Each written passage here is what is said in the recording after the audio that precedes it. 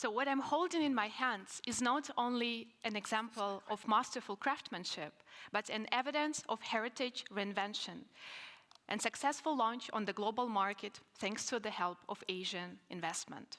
So let me first introduce you to the brand. Delvaux is the world's oldest luxury leather company. It was founded by Charles Delvaux in 1829, 1 year before Belgium became a constitutional monarchy. What makes Delvaux and Belgium indivisible? Due to the exquisite quality of the products, in 1883, the brand was granted the title Purveyor of the Court, supplying leather goods to the royals of Belgium ever since. Visionary and pragmatic, Charles Delvaux realized that women would want to keep their precious belongings at hand during their travels. In those days, trains featured separate passenger and luggage compartments. Delvaux filed its first patent for le sac à main in 1908. The company had stayed in the family hands for 104 years, but in 1933, all shares were sold to the Schwenneke family. Under the devoted direction by Franz Schwenneke, Delvaux produced countless masterpieces. The ateliers of Brussels produced handbags that stand out in history of leather goods, such as Brelan, created for the Brussels World Fair in 1958. The Tempête, created in 1967 for the yachting collection, was inspired by the glamour of the coast and romanticism of the Northern Sea. Schwenneke's wife Solange took over in 1970s when Franz died unexpectedly, thereby becoming one of the first businesswomen in Belgian history. The model, created in 1972, the Pain, was designed to be supple, light, and functional. Inspired by the image of a hay bag swaying around the horse neck that Solange encountered in North Africa, it perfectly captured the free spirit of the 70s. These were the fruitful years of the company. By continuously adapting to the ever-changing demand that progress brings with it, Delvaux has always been able to position itself as a modern yet traditional brand. The bags were desired, they were collected, and kept with care. In Belgium, it became a symbol of status and indisputable quality. A bag would be presented to loved ones for very special occasions, and later on passed to generations. But generations in management comes very hard.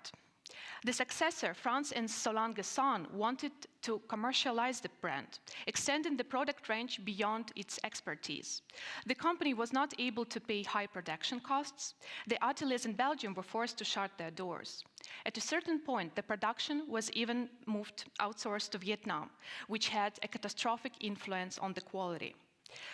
I should mention here that it takes 2 years to learn how to assemble a Brelan bag. Due to some false management decisions, the earned heritage was scattered. In 2009, the financial result was negative.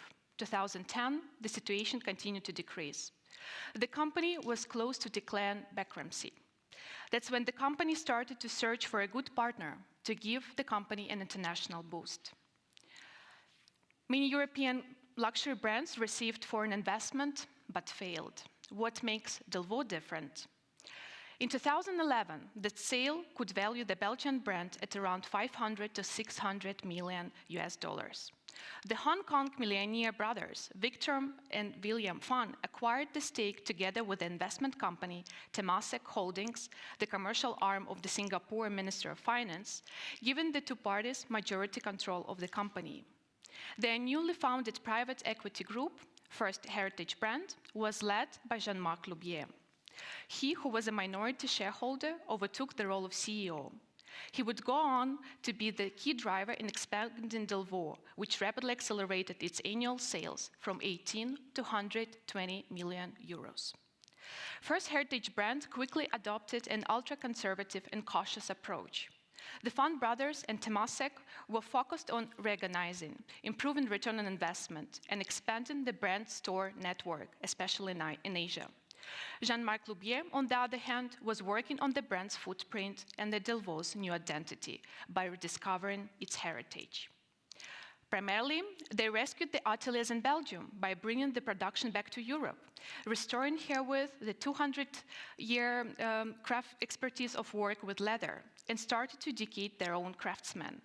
More to that, 3,000 handbag designs have been that have been created to that date were thoroughly documented in Delvaux' Livre d'Or, which became the basics for their originality proof and restoration processes.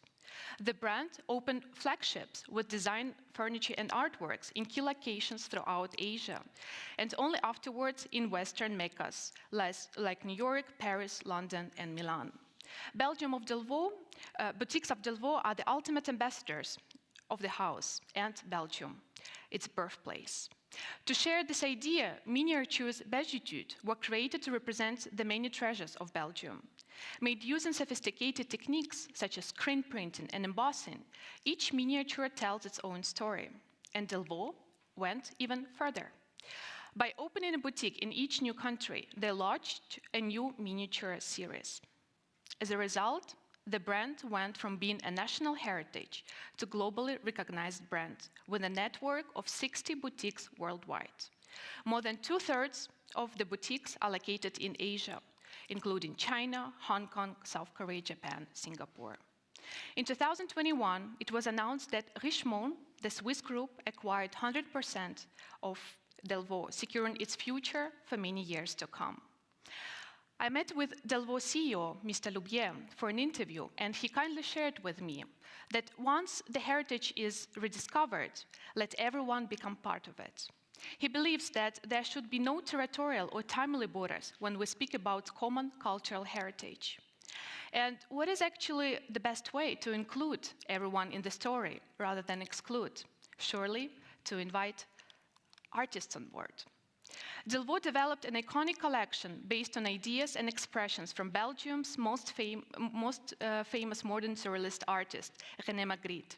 The collaboration was a big success and much appreciated by collectors in East and West. So now Delvaux continues to invite artists for mutual dialogues and co-creations. I actually find it very appealing in my daily life as a gallerist working with international artists. I'm always challenged by positioning an artist in a completely new cultural context. And I believe that many industries here face the same challenge. But knowing the fact that a Belgian company with strong heritage, empowered by Asian investment, became a globally recognized brand will certainly help us to navigate the way. Thank you.